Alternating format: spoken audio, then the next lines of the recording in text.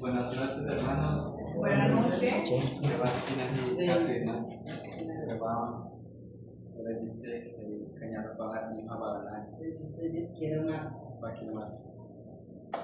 Bueno, para mí es un placer poder estar con ustedes y poder predicar este mensaje. Como yo siempre comienzo, siempre digo que... Listo.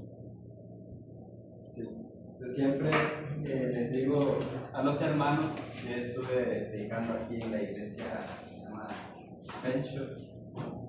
Eso es una investigación que nosotros hacemos en la universidad. El profesor nos deja un trabajo, un pasaje bíblico, y tenemos que hacer esa investigación acerca de ese pasaje, estudiando la historia, el contexto histórico, todo eso para llegar a una enseñanza o a una respuesta a lo que hemos investigado. Primero vamos a comenzar a orar. Buen Dios que estás en los cielos, te damos las gracias por esta noche, te doy las gracias por haber cuidado a cada uno de los hermanos que llegaron hoy a esta iglesia, Señor. Te pido siempre que tu Santo Espíritu pueda fortalecer a cada uno de los hermanos, que tú les puedas dar fuerza, que tú les puedas dar esa esperanza que nosotros buscamos en ti, Señor. Te ayuda a que cada hermano pueda recibir, que pueda sentir la presencia del Espíritu Santo y que tu Santo Espíritu pueda iluminarnos, que pueda llenarnos, que pueda darnos inteligencia y sabiduría para poder comprender lo que vamos a estudiar hoy. Y todo esto te lo pido en el nombre de Jesús. Amén. Amén.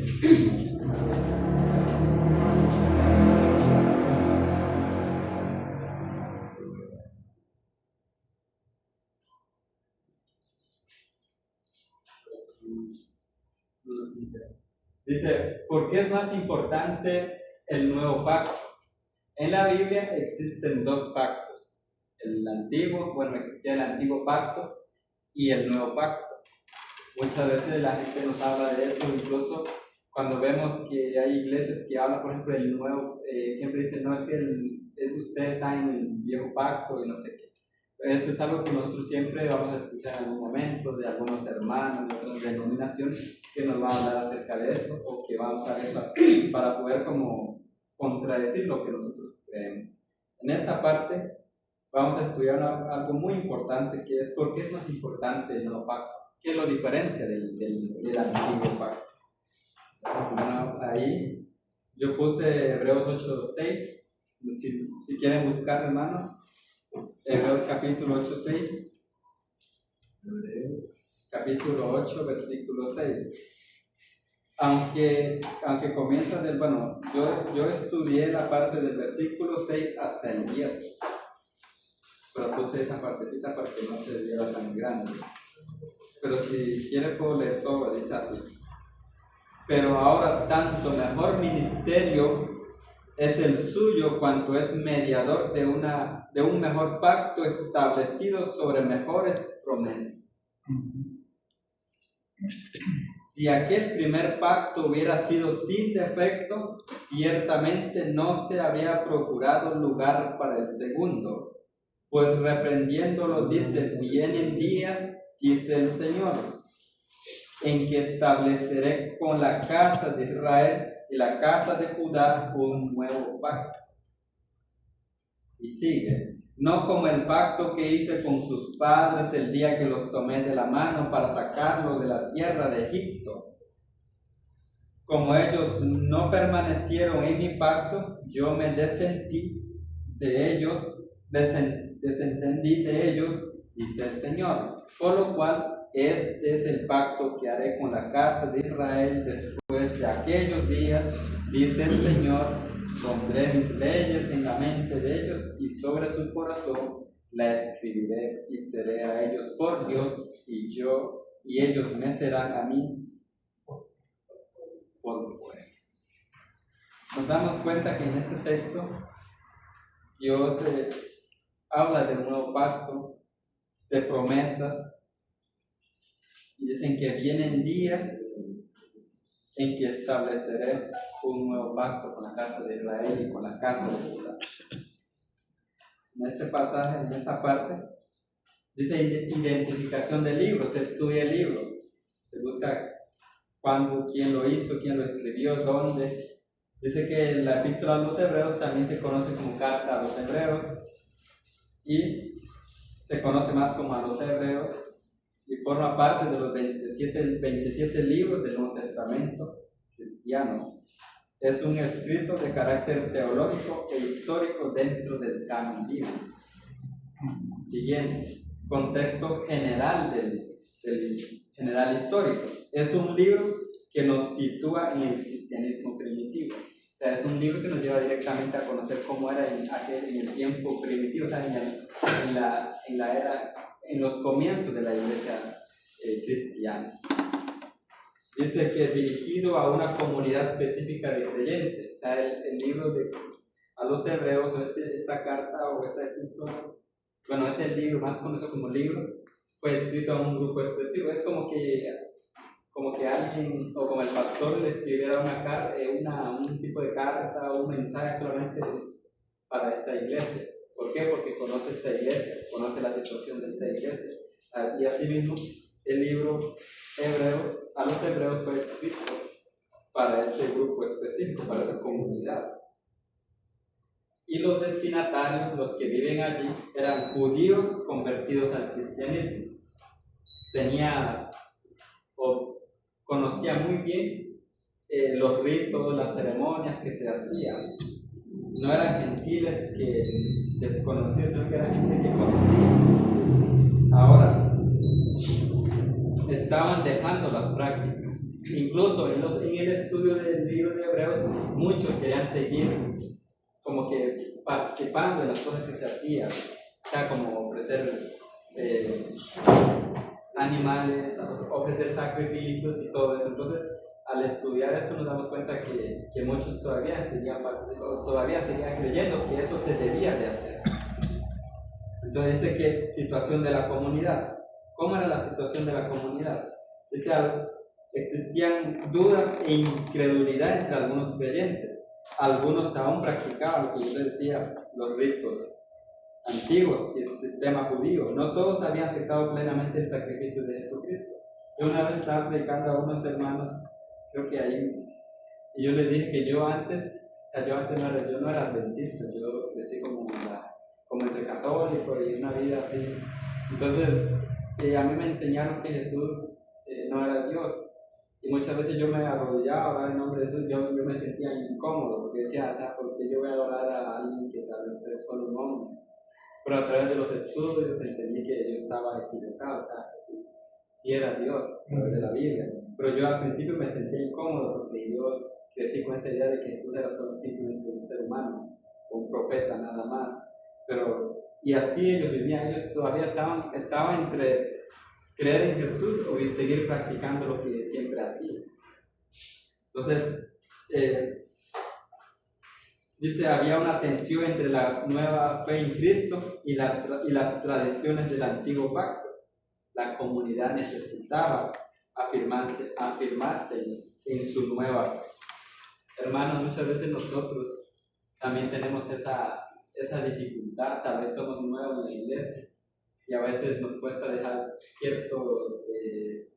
ciertas cosas que hacemos, tal vez dejar ciertos alimentos, ciertas costumbres, o los sábados uno como que le gusta tal vez jugar fútbol y dice, no es que los sábados yo juego fútbol, y como que no, mejor se voy a la iglesia o qué hago. Pero eso poco a poco se va alejando cuando uno va conociendo la verdad. Yo siempre decía que a veces cuando alguien apenas está comenzando, a veces hay que tenerle paciencia. Porque yo cuando conocí la iglesia adventista, yo escuchaba canciones que tal vez que ahora yo pienso que no son cristianas, pero yo escuchaba porque según como la iglesia evangélica lo escucha, y yo también escuchaba de Dios, pero al final, o sea, tal vez su ritmo y todo eso no tiene que ver nada con las cosas sagradas. Y así uno va creciendo, como que va iluminando poco a poco, como cuando sale el sol. Es algo así, las cosas de Dios. Entonces, autoría y fecha y destinatario. La autoría del libro es desconocida con certeza. ¿Por qué? Porque muchos lo atribuyen al apóstol Pablo. La iglesia adventista, muchos teólogos consideran que fue escrito por Pablo. La hermana Elena White también en sus escritos dice que fue Pablo, pero también hay otros que dicen que no. Entonces está ahí de que fue Pablo o no fue Pablo. Pero en las investigaciones que hemos hecho se atribuye mucho por muchas cosas que fue Pablo. Pero hay cosas que sí, por ejemplo, en esta parte en Timoteo 13:23 dice, menciona a Timoteo. Hebreos 13:23 menciona a Timoteo. Y dice que el autor no fue alguien como un apóstol. O sea, no podemos decir que era Juan, porque muchos dicen que era Juan, pero él dice que, por ejemplo, en esta parte dice que él no fue un testigo ocular, él no estuvo presente, no vio a Jesús en persona. Entonces, bueno,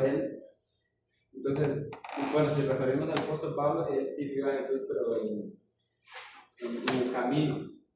Pero, o sea, aquí se refiere a ver a Jesús, o sea, que fuera un testigo así, como el apóstol Pedro, Juan y otros.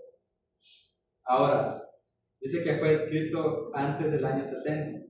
A mí, yo no puse esta parte, pero en el libro menciona de que el apóstol, bueno, el escritor dice que cuando habla de los sacrificios, él habla como que si aún se estuviera dando o ofreciendo. Él no lo dice en pasado, como que. Entonces se da cuenta que en ese tiempo todavía el templo de Jerusalén no se había destruido. El templo de Jerusalén se destruyó en el año 70.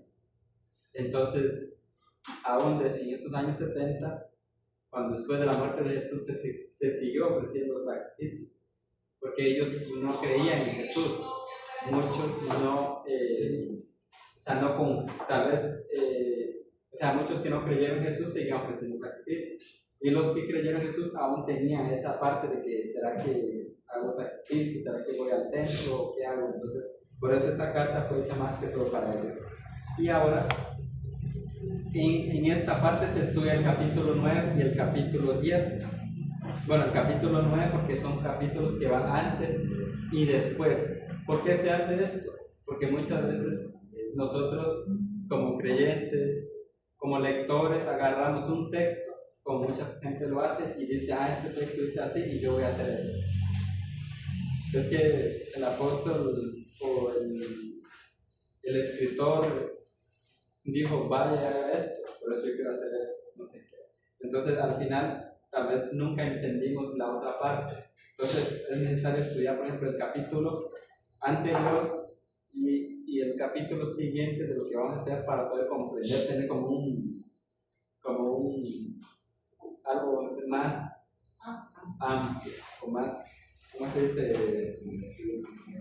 Expandir un poco el conocimiento para poder comprender lo que quiso decir. En el capítulo 7 vemos, por ejemplo, cuando habla de Melquisedec, dice como figura de un sacerdocio superior, y habla la superioridad sobre Abraham. ¿Por qué el apóstol o el escritor de este libro quiso poner esto?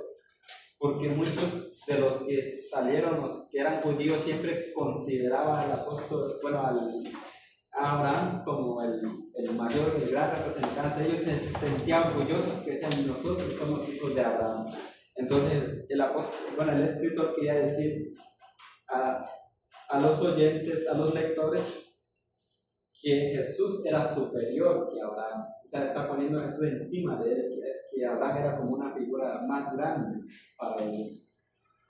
Y dice, visto como sacerdote según el orden de Melquisedec. ¿Por qué lo compara con el orden de Melquisedec? Porque muchos creían que los sacerdotes, el sacerdocio, todo eso tenía que venir de la tribu de Leví, del tribu de la descendiente de Aarón. Pero dice no, porque no es necesario que sea así. ¿Por qué?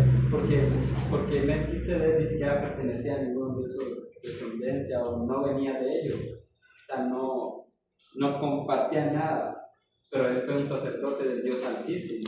Entonces Jesús también tiene lo mismo, por eso él compara a Cristo como sacerdote según la orden de Melquisedec. Y ahora en el capítulo 7, también el 12, 18 y 19 en los versículos, se cambió de ley debido a la insuficiencia del sistema levítico. ¿Por qué cambió? ¿Por qué lo hizo? Porque era insuficiente lo que ellos hacían, era insuficiente los sacrificios que se daban en el templo.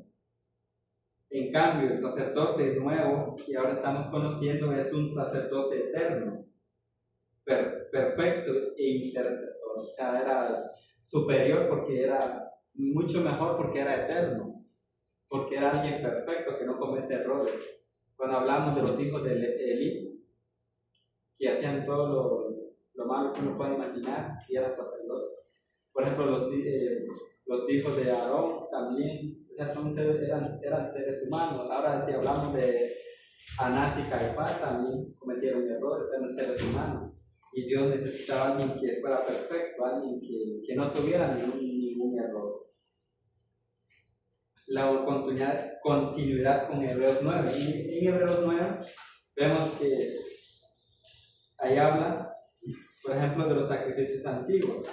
No perfeccionaba la conciencia. Era solamente quiero hacer esto, quiero hacer aquello y ya. Y nada de un cambio dentro de la persona. Solamente era como que hago esto y seré santo. Entonces, Cristo aparece como sumo sacerdote de los bienes venideros.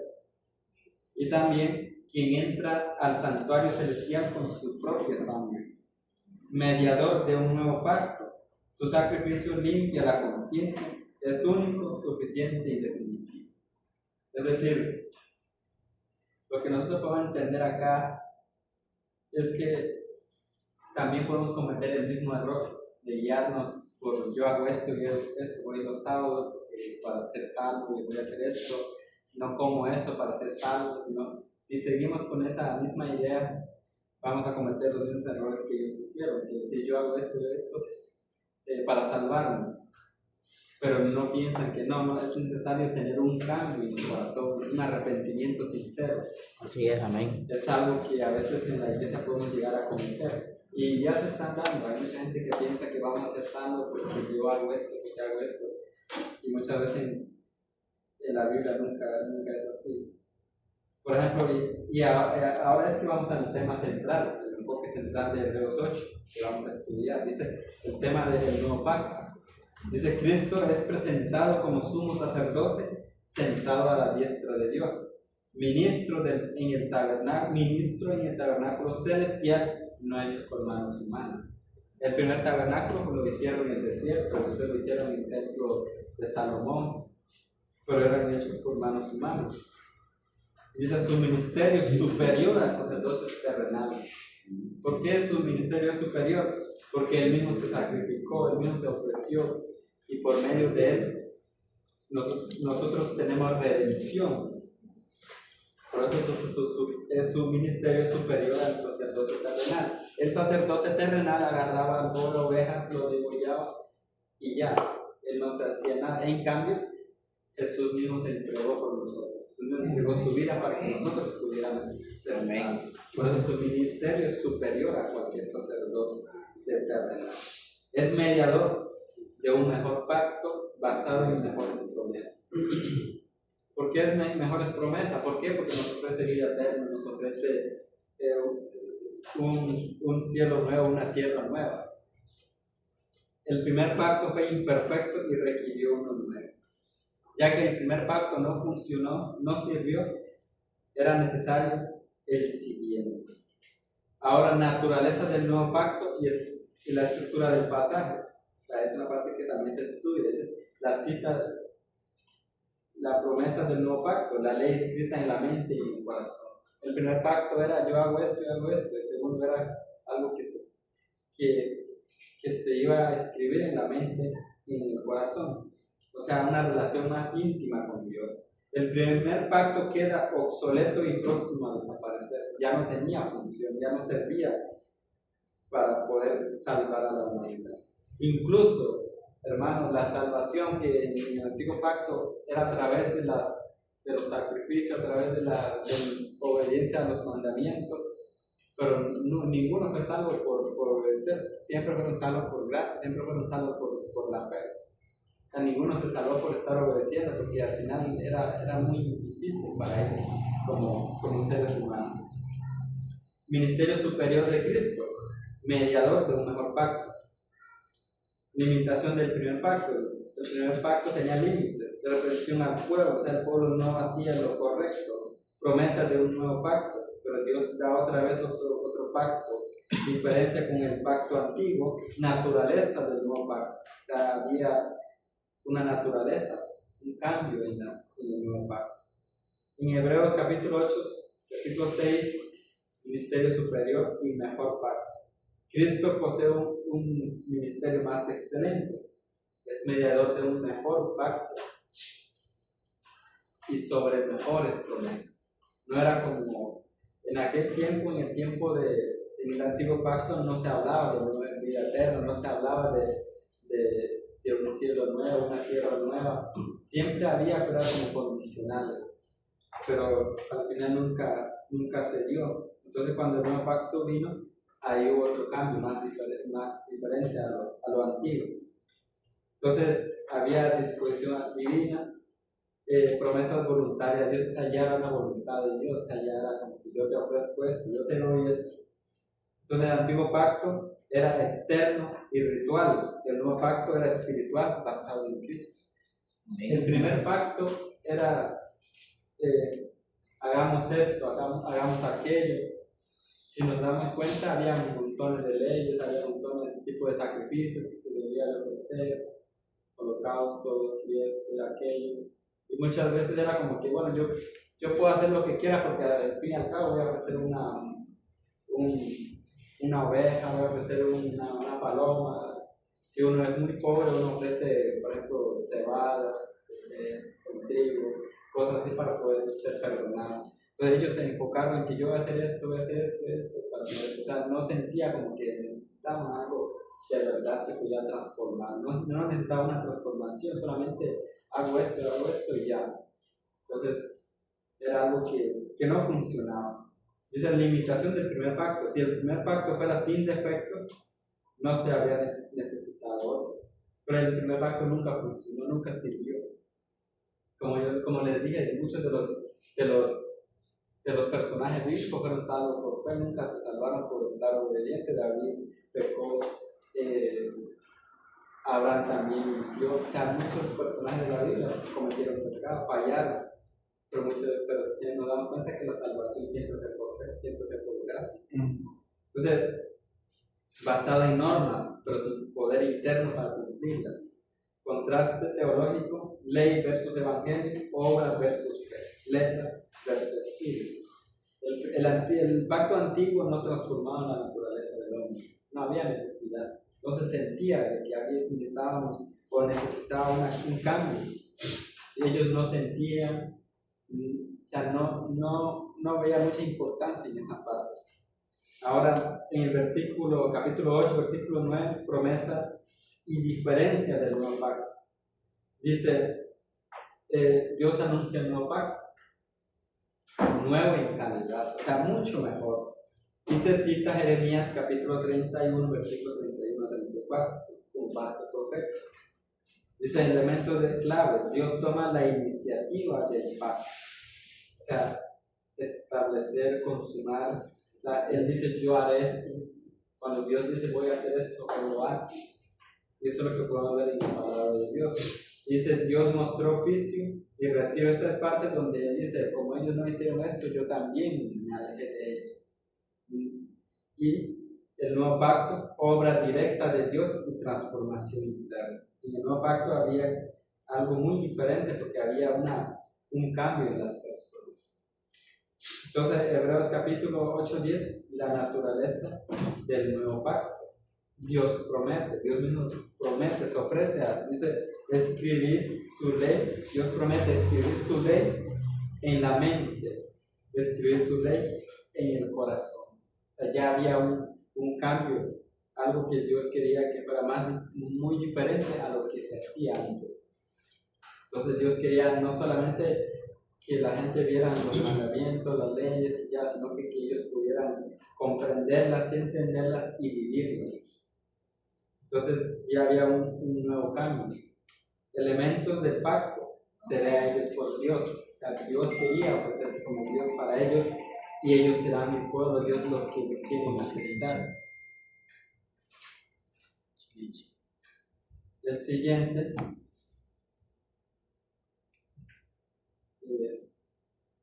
ley interna, características, eran ley interna, no solo externa, transformación espiritual real, obediencia desde el interior. O sea, tenía que haber una obediencia, como decir, voluntaria, no obligada, sino que voluntariamente. Y dice, implica renovación de mente y corazón, relación íntima entre Dios y su pueblo. Y acción divina predominante. Dios actúa, yo pondré, yo escribiré y yo seré. Hermanos, creo que esto es algo que nosotros también debemos de tener cuidado, porque muchas cosas que se han escrito en la palabra de Dios es para poder exhortar a nosotros como creyentes. Podemos llegar a cometer ese mismo error de pensar, bueno, yo voy a hacer esto, yo canto en la iglesia, con esto yo me salvo. Yo toco piano en la iglesia, con esto me salvo. Sé que Dios va a tener compasión de mí porque hago esta cosa, voy a limpiar la iglesia. Y pensamos que haciendo eso podemos ser salvos. Pero no es así, es algo, un cambio más. Es algo, o Dios necesita un cambio más que solamente hacer cosas externas. Solamente por ir a la iglesia no es necesario, sino que debe haber un cambio que se pueda incluso ver entre hermanos. Porque imagínense que si yo tengo una vida transformada, soy nuevo, soy nueva criatura, pero también si no hago bien las cosas se van a ver. Entonces cuando uno cambia, como dijo Jesús, si uno se cambia, el cambio debe ser adentro. Si uno está bien adentro, se ve también por fuera. Y ese es el cambio que Dios quiere en cada uno de nosotros. Síntesis teológica del pasaje. En Hebreos capítulo 8, 6, 10 presenta la superioridad del nuevo pacto en Cristo. O sea, el nuevo pacto era mucho mejor. Cristo es el mediador perfecto entre Dios y los hombres. Antes no teníamos a alguien que pudiera defendernos, alguien que pudiera compadecer de nuestra situación, alguien que pudiera sentir nuestro dolor, pero ahora con Jesús hay alguien que puede decir a Dios que Él comprende nuestra situación, Él sabe. No sé cómo explicarte, por ejemplo, digamos, uno, por ejemplo, yo al menos hablo un poquito el español, pero si hay un hermano que no habla mucho el español y él me dice cosas y yo sé, por ejemplo, si es de mi comunidad, yo sé cómo se vive allá, cómo es el lugar, todo, yo voy a llegar y yo voy a explicar tal vez a alguien que quiere ayudarlo en la necesidad que él tiene. Por ejemplo, una vez cuando estaba en el colegio, yo me enfermé, tuve ansiedad y a mí me llevaron al hospital y los doctores no encontraban lo que yo tenía. Entonces, la profesora, él no era de allí, pero él conocía la situación, cómo era todo. Entonces él decía, mira, ellos vienen lejos, necesitan dinero para viajar y eso es caro, quiero que ustedes lo revisen bien, qué es lo que tienen. Entonces él hablaba bien porque él entendía esa situación, comprendía un poco. Así mismo es Jesús.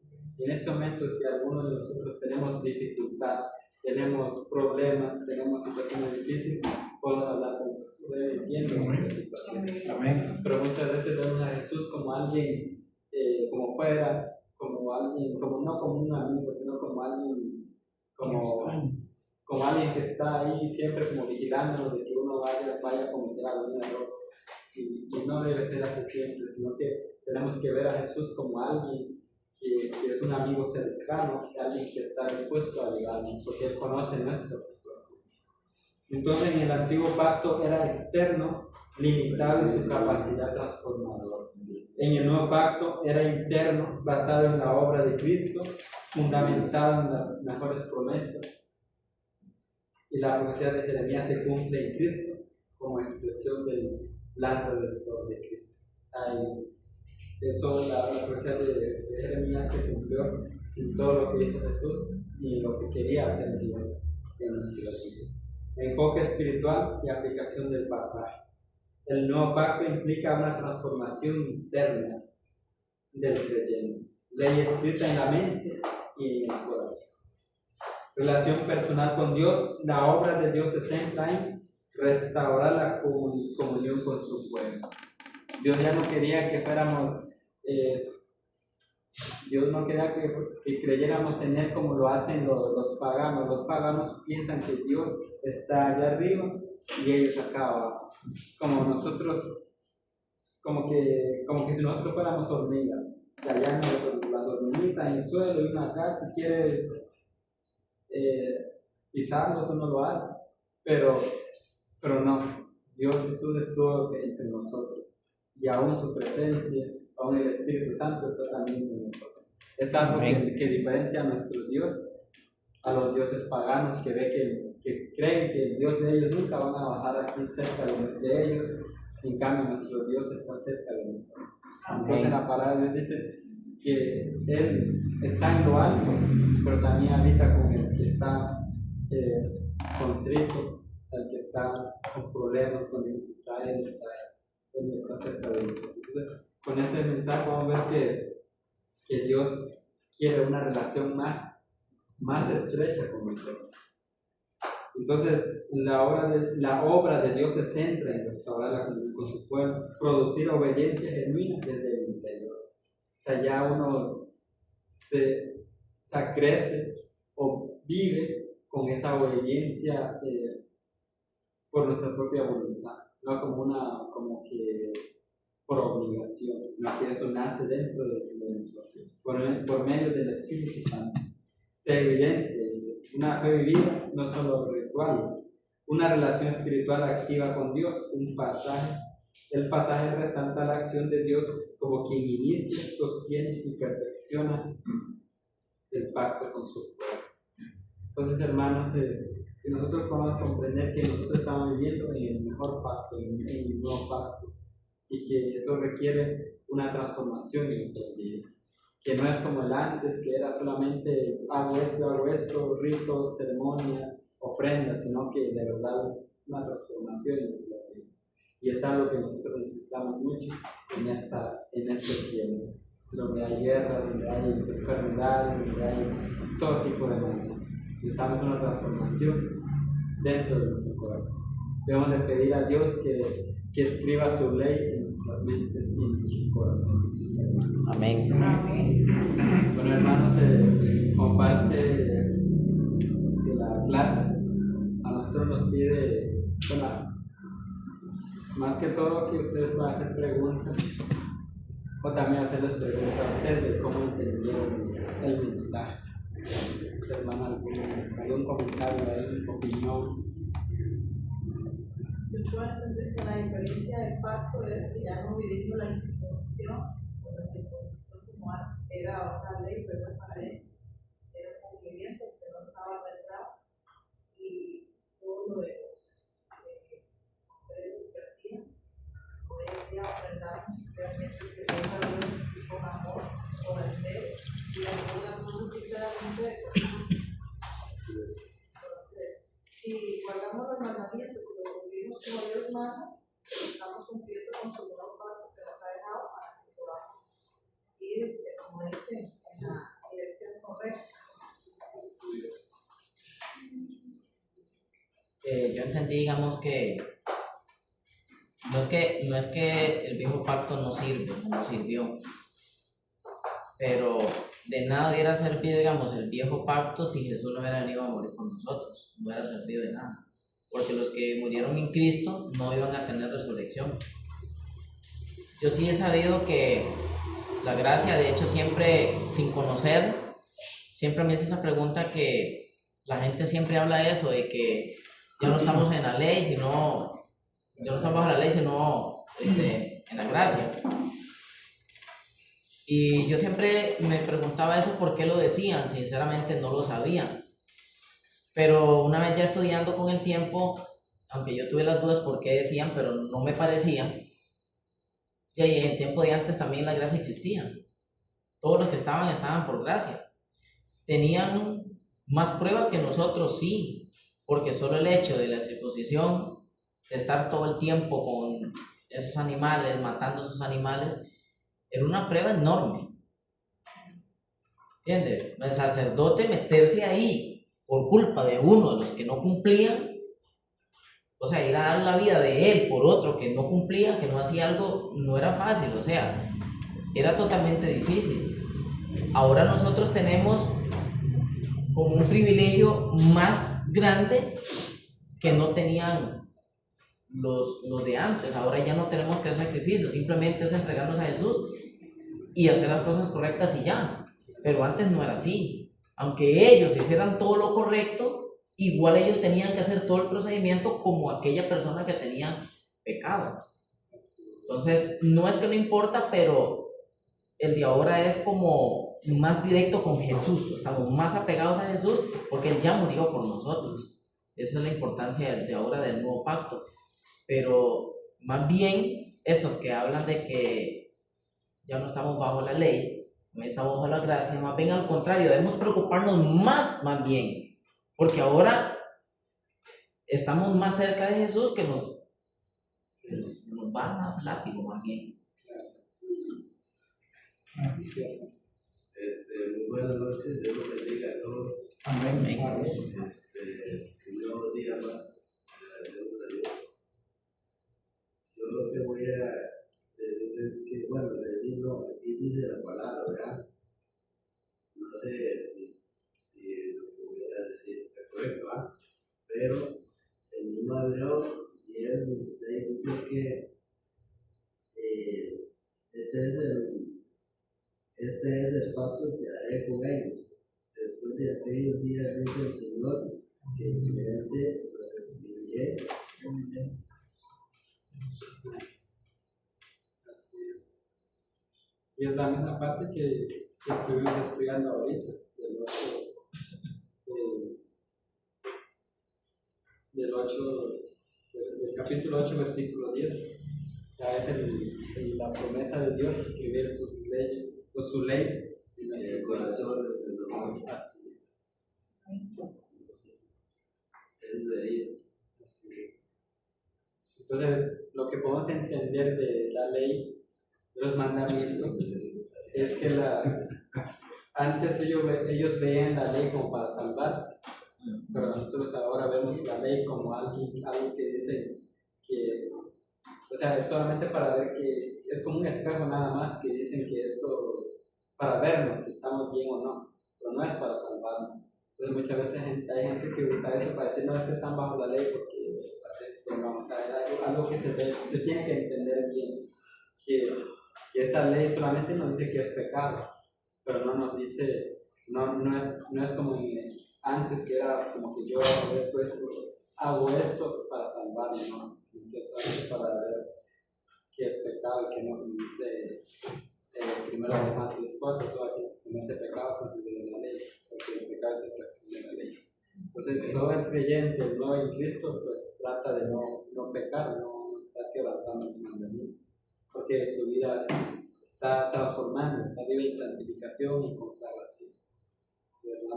No sé, algún comentario, opinión.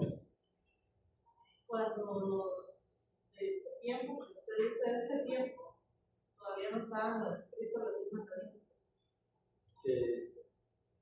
¿De cuál? De los tiempos de Bueno, en el antiguo pacto, o sea, es porque en el antiguo pacto como que, ¿cómo decirle? Es el momento en que Dios puso ya, manifestó, digamos, públicamente, o puso así como una ley que, ¿sabes cómo Escrito, eso escrito. Sí, se escribió para que la gente conociera. Porque, por ejemplo, si hablamos del sábado, el sábado existía antes. Incluso la Biblia dice que a Abraham Dios le dio mandamientos. No sabemos cuáles son los mandamientos, pero dice que a él le dio mandamientos, que él caminó obedeciendo sus mandamientos y todo eso. Pero en el primer pacto sí había otras leyes, había montones de leyes, pero también estaban los 10 mandamientos. Entonces, en el primer pacto sí estaban los 10 mandamientos, porque ahí comenzó, digamos, la ley de Dios. digamos que al escribir los Dios, las tablas que él dejó, era como para dejar nuestros mandamientos más en orden y que nosotros pudiéramos tenerlos más presentes, porque como en el tiempo de ellos sí se sabían ciertas cosas que no se debían hacer y tenían otras leyes como también los confundían. Sí. Había muchas leyes. Es que entiendo, lo que entiendo es que los 10 mandamientos, si no me equivoco, siempre han existido desde el principio. Lo que pasa es que en el antiguo pacto es lo que él está explicando, que por ejemplo no se debía robar, pero la gente robaba y lo que hacían era ofrecía un cordero para ya con eso ellos se limpiaban, que no funcionaba. Entonces por ahí fue donde Dios murió por nosotros para un nuevo pacto. Es eso, ¿verdad? Así es, o sea, lo que, Perdón, eso que usted está diciendo, hermano, él lo hizo para que ya todo como que digamos, en el antiguo pacto como que lo veían oculto, ¿verdad? Sí sabían, pero no lo practicaban porque se hacían la vista Se justificaba con los sacrificios. Cuando ya él murió, entonces ya de ahí sí, ya todo tenía que salir a la luz, ¿verdad? Que esto y esto, lo que hace y esto no, y lo llevan abierto y ya todo el mundo empezaron a estudiarlo. como dijo la hermana, la ley existía antes, dice la ley es eterna, o sea, va a existir y existirá. Por eso es que Adán y Eva pecaron porque había una ley, solamente que como le dije, no era una ley que se analizaba, que se veía, que se conocía. O sea que en eso 20 ya Dios ya lo puso así como que ya. Sí, hermanos, el antiguo pacto era una sombra, era la promesa. Los sacrificios y todo prefiguraban a Cristo. Pero ahora, cuando Cristo viene y establece el nuevo pacto, ahora no es a través de signos, sino es directamente con Él.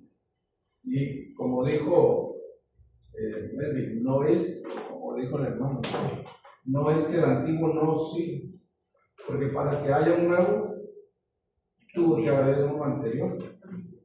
Solamente que el anterior o el nuevo viene a complementar el anterior, es un complemento. No viene a quitar el anterior, pero sí viene a mejorarlo.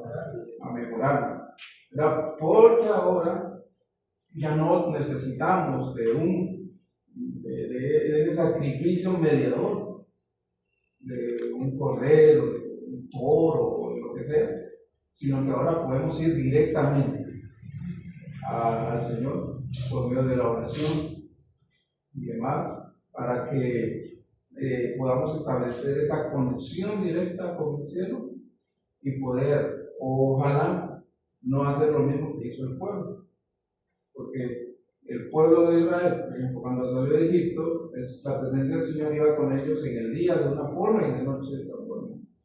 Y sin embargo, que sabían que esa nube era Dios y que la columna de fuego era Dios, ¿qué hicieron? ¿Qué hicieron ellos? Todo lo contrario que el Señor ha hecho. Pero ahora tenemos en Cristo Jesús nuestro abogado, para que si alguno ha pecado, ahora tenemos para con el Padre Jesucristo. Pastor, disculpe, lo que yo le quería contar es que algo mencionaste que cuando va a pasar algo a los que no hicieron pacto con Dios, a la hora que van a hacer el nuevo pacto, la gente, usted dice que ya tiene que ser directamente con Dios, ¿verdad? Pero no entendimos bien esa parte. ¿Sí? Por ejemplo, vean, en el Antiguo Testamento, quienes tenían acceso a la presencia de Dios en el santuario eran los sacerdotes, y los sumos sacerdotes solamente una vez al año. Solo ellos podían estar ante la presencia del Señor. Es decir, para estar ante la presencia del Señor tenía que haber un mediador terrenal. Pero ahora tenemos un mediador que no es terrenal, que es celestial, que es Cristo.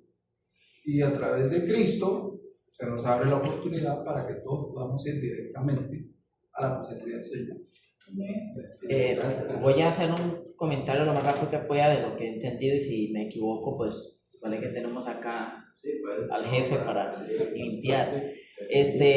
Lo que nosotros tenemos siempre que tener claro es cuáles eran los sacrificios, la ley de los sacrificios, la ley de la mosaica y la ley de Dios.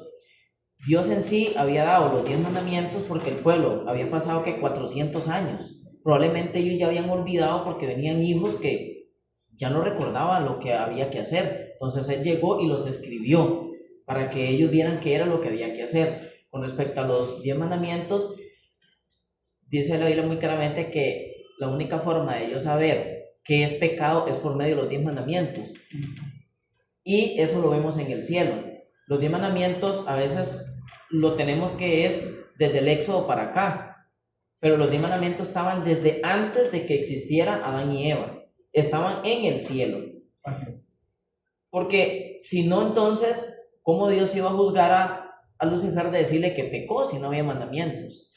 Ahora, con respecto al día de reposo, ya estaba hablando con los hermanos ahí en el comedor y yo estaba diciendo que para mí, no sé si me equivoco, Dios no le quita ni le pone, y para mí el sábado estaba desde antes también, que Él igual hizo lo mismo en el huerto, lo llevó a decir que 6 días trabajarás y harás toda tu obra, pero el 7º día es el día del Señor tu Dios.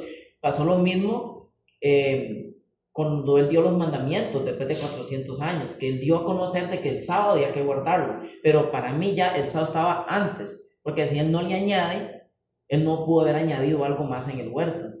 Entonces eso es simplemente nada más una observancia. El sábado refleja la Biblia de la creación, porque dice que Dios lo hizo y Él mismo lo guardó. Sí, pero como Él no le añade los 10 mandamientos desde el cielo, desde antes de la creación de Adán y Eva, ya los mandamientos y el sábado estaban incluidos. Ahí ya había ese ciclo semanal en el cielo. Para que Él diera el ciclo semanal en la tierra es porque ya estaba antes. Viene siendo igual como lo del pacto, que como dice el pastor, antes no habían sacrificios, ahora viene a ser un mejor sacrificio que es Cristo Jesús. Viene siendo lo mismo con los 10 mandamientos. Hermano, pero el sábado es el 4º mandamiento. Ajá. Si los 10 mandamientos es ayer que estaban desde antes, exacto. Entonces obviamente el sábado está involucrado. Exacto. Sí, porque es que algunos piensan que el sábado fue incluido en la creación, pero ya estaba desde antes. Está incluido en los 10 mandamientos. Exacto. Obviamente. Porque si Él no quita ni añade, o sea, ya estaba. Sí. Bueno, yo lo que voy a también decir es algo rápido, breve, que ¿cómo se llama? De eso, de los sábados que no se trabaja, en la religión que ahorita estamos nosotros, yo pienso que eso lo veníamos practicando desde que se fundó el templo, ¿verdad? Porque anteriormente sí estaban, pero no sé si estaban los otros hermanos que tal vez sí estaban siempre disponibles, ¿verdad? Digamos, en otras palabras, siempre estaba activo la gente en el templo y todo. Entonces pienso yo que eso se vino practicando cuando empezó con empezaron a hacer el templo desde cero. Ya estamos hablando desde que fundaron el templo, ¿ah? El sábado ha estado desde la creación, que se había perdido era otra cosa, pero siempre ha estado desde la creación, siempre. Así es. Entonces, hermanos, digamos, porque si no, vamos a hacer una